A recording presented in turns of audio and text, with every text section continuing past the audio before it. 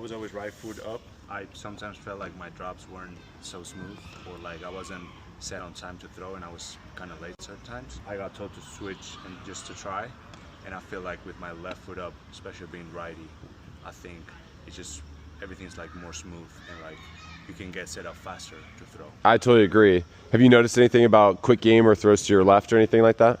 Yeah, also, yeah. Like if I were to throw like a slant or something where I would just like take this drop here, it's way easier to do that than to do this. Like, because I would sometimes do like here, and I would put my left foot first, you know, and I kind of, that doesn't give you anything because it's like, it's already back there. You don't need to put it more back, you know. But like here, you're pushing with this foot, and you're here, boom, boom. 100%. And so there's a lot of guys that punch step with their right foot up.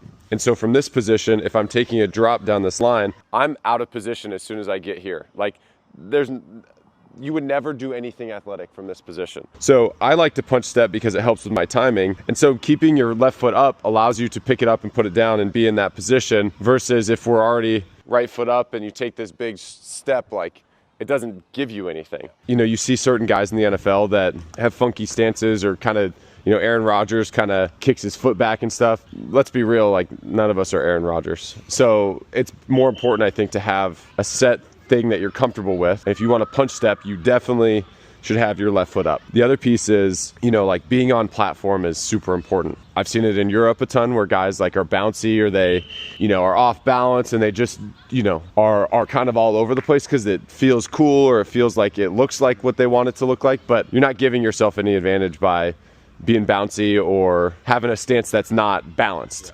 Because if you're kind of like, you know, whatever back here, and then the ball gets snapped and it's not where you want it to be, you're getting thrown off of your first step. But if you're on balance and that first step is here, whether the ball's somewhere else, you're going to be in rhythm and on time more often than not.